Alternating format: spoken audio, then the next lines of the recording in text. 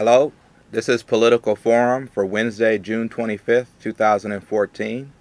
We welcome today as our special guest, Alderman Walter Burnett from Chicago's 27th Ward. Welcome back to Political Forum. Thank you for having me. I'm Rod Joy, a board member here at CAN TV.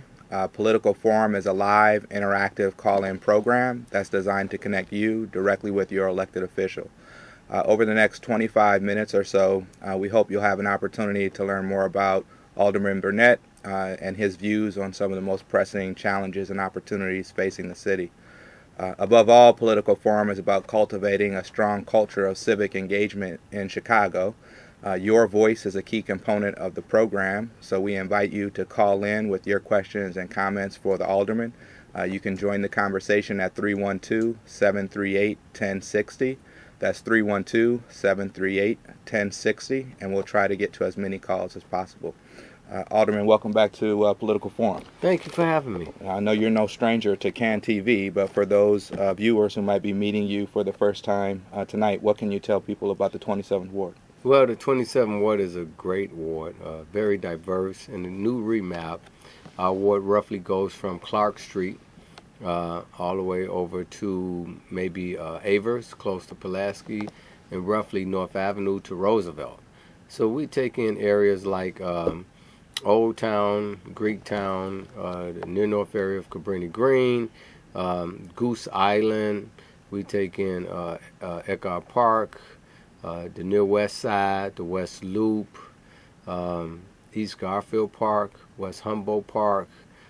So it's the medical district. So it's a very diverse area with a lot of diverse challenges and a lot of great opportunities. And I think our ward is one of the few wards in the city of Chicago that really benefits the whole city because we bring a lot of economic development to the city and a lot of great tax dollars come from our ward. And today was a busy day for you and the entire city council. I know you played an active role to push forward a temporary halt of single-room occupancy hotel conversions. And what can you tell our viewers about the SRO issue? Yeah, so SRO, single-room occupancies, are some of the buildings that allow for some of the poorest people in the city of Chicago to live in. They have small rooms, they pay a reasonable rent, and for the past several years, a lot of them have been converted or torn down. And so we're getting a loss of those units, and we're not really replacing any units for people to move to. So what happens to those folks? They end up homeless. They end up in my neighborhood, in your neighborhood, and our goal is working with several advocate organizations from across the city, north side, south side, west side. We all are fighting and working with the mayor's office. And we're not fighting the mayor's office. The mayor's office have actually worked with us to try and sustain and enhance these units in the city of Chicago. So I want to thank the administration. The administration actually have worked with us. We put in a moratorium on being able to tear the buildings down until we come up with a solution to try to preserve and enhance these units of housing. We've been blessed in our ward to turn a couple of them around. We have two of them. One is the former Viceroy Hotel. It's brand new, good management, newly rehab. Also a building on Lake in Halstead. And so we've been very blessed to also have a building on Clybourne and Division. And so you can make a SRO to be a nice building for people to stay and have all of the good resources in there to help them to attain employment, to get their benefits, all of those things, and make them productive citizens in the city of Chicago. This is Political Forum, a live interactive call-in program. Our special guest tonight is Alderman Walter Burnett, Jr. from Chicago's 27th Ward. We invite your questions and comments for Alderman Burnett. Please join the conversation at 312-738-1060. And I think we have a caller on the line. Caller, are you there? Hi, two quick things. First of all, I've seen a lot more activity in Eckhart Park lately, and I'd just like to say thanks for that. Like, a lot more cool events are coming to the park. It's pretty exciting. Fantastic. You need to thank also the Park Advisory Council for that. Yeah. They did a great job, and we just put in a new playground over there. I don't know if you see all the kids over there now. Yeah, no, it's been great on the weekend. Isn't it exciting? Yeah, I mean, it's like it's a you didn't even know all those children lived in the neighborhood until that playground, until that playground opened up. Great, yeah. And I was wondering too, what's the status with that church right there? I mean, it's been boarded for a while. I don't know. So the challenge with St. Boniface Church, of course, we've been trying to preserve that church for many years, and we had a developer who was supposed to do some senior housing there, couldn't quite get his funding, so we're talking to some other developers right now. Hopefully we can get it off the books. Maybe it become condos, but we're still trying to preserve the structure of the church, the facade of the church, to keep that historical edifice there in the neighborhood. So we're working on it. We're still working on it. And the caller mentioned your engagement in the parks. I know that's not the only park project you have going on in the 27th Ward. Yeah, so we're excited about our parks. We just did the ribbon cutting over at Eckhart Park for the playground. I'd like to thank and commend the residents over in that community because they raised about $100,000 or so. So they put some skin in the game. You know, I came up with money, and the city came up with some money.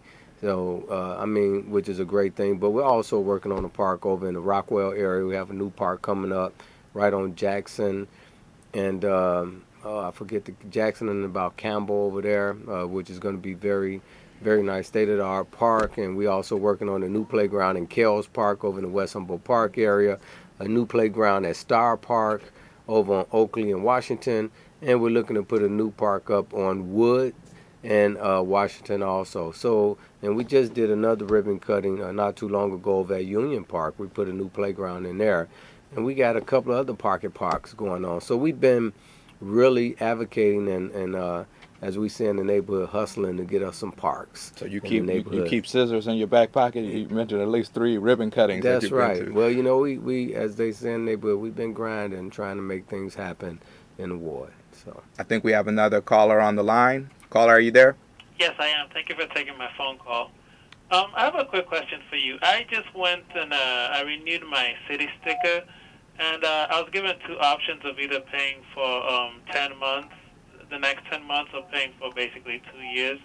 And I opted to do the 10-month deal.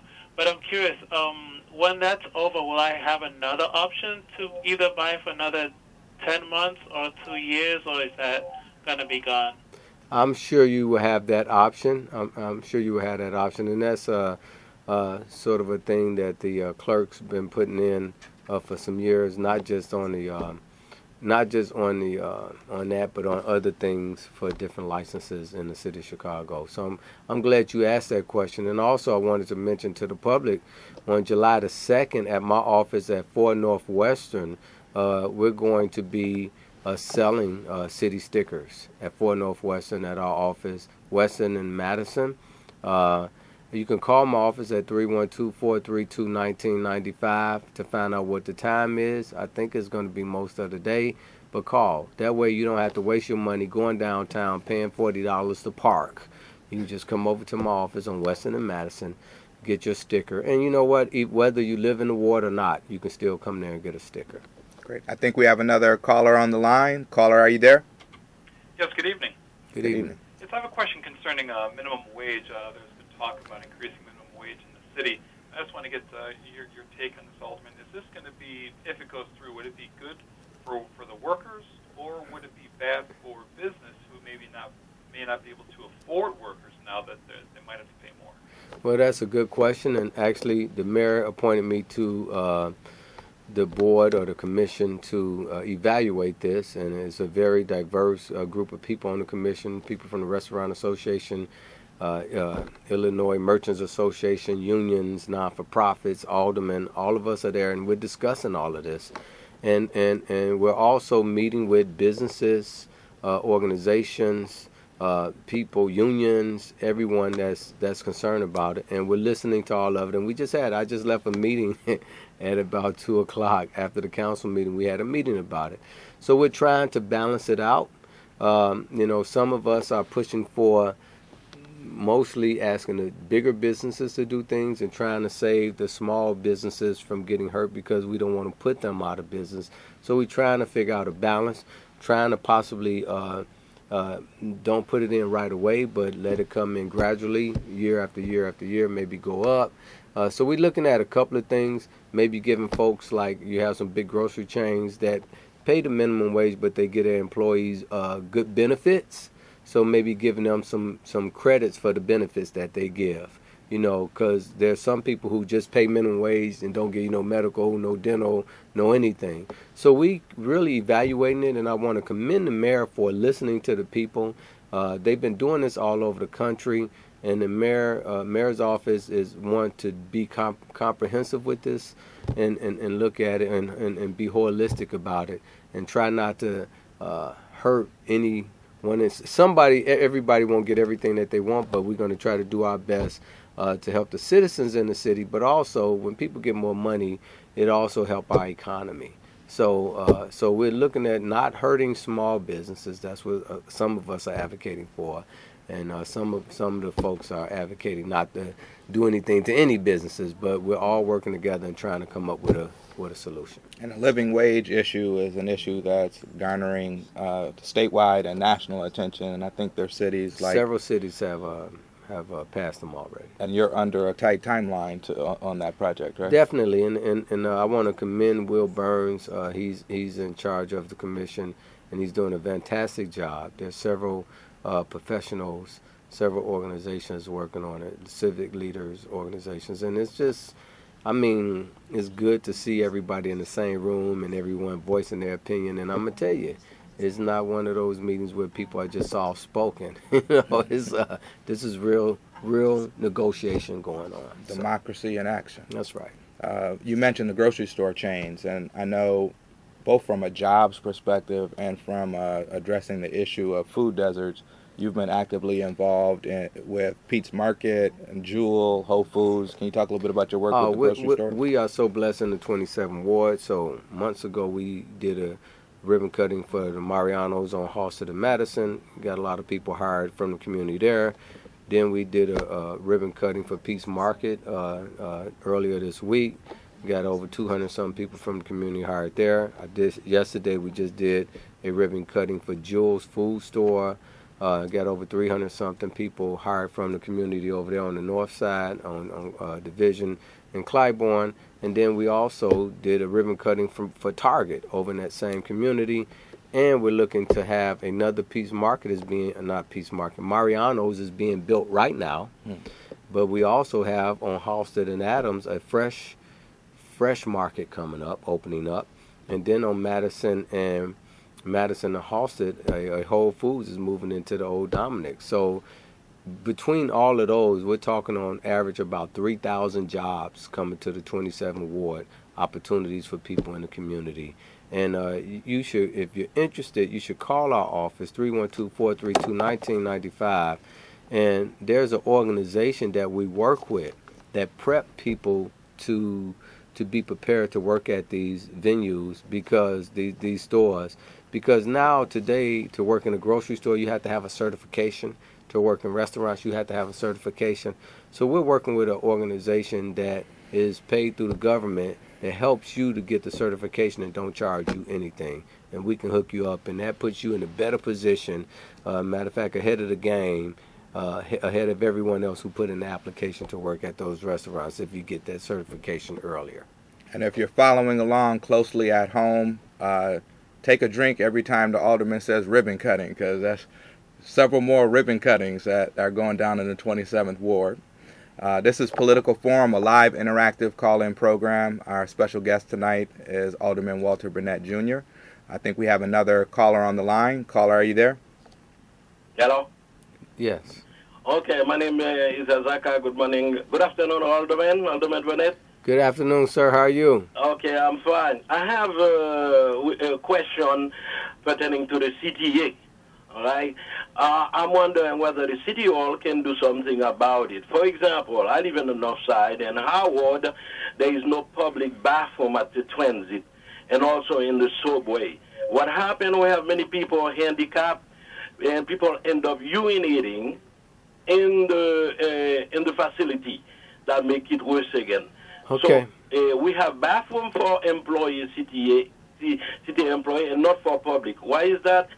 Okay, so I tell you what you can do, and those are legitimate questions, and I'm not the alderman up there, but I am the chairman of the traffic committee, and I do have a relationship with CTA. So if you could call my office at 312, and this is my downtown number, 744-6124, and talk to Reggie, and we'll try to connect you with the liaison from CTA so that you can express that. But also let Reggie know where you live and where the location is, and we will try to connect you with your alderman also. You're much stronger if you have your alderman advocating for you. One of the first things CTA will probably ask for, so you know this, at the end of the day, is all about money. They're going to ask for who's going to pay for it. So if you can call Reggie, talk to your alderman, and whatever we can do to help, we'll try to help. I think we need to have restrooms, even if they don't do anything but put a porta potty up. People should have opportunity to use the restroom when they need to at these stations. Earlier today at the city council meeting, I think you voted for some tough common sense restrictions on gun stores in Chicago. And I know a lot of people are concerned about gun violence in the city. Can you say a few words about that measure you voted for today? Yes. So, we have a mandate by a judge at a certain period of time to come up with some rules in the city. Although we rather not have gun shops in the city of Chicago, the judge ruled that we have to have them. So we have to come up with criteria for them to be there. And so I want to commend everyone who worked on this and came up with some common sense things to deal with that. One is videotaping people when they come into the gun shops. Two is not allowing people to buy 6, 7, 8, 9 guns at a time. And they only can buy like one gun a month, different things like that. Trying to make sure folks aren't buying guns to sell them to someone else or do anything like that. So we're trying to also be able to follow the gun. We want to follow the gun. And folks, if your guns come up missing, you need to immediately call and make sure that it's noted that somebody stole your gun or you lost it or whatever the case may be.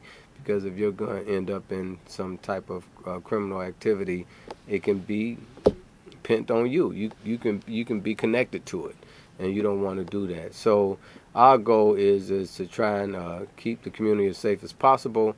I know today a lot of folks are running down to these gun shops and getting there, and they're also going through training and getting their gun licenses, and that's how it is, and that's fine. But we just want to make sure that guns don't get in the wrong hands and they don't push guns out in our community and give them to the wrong person, which could potentially lead to somebody getting killed.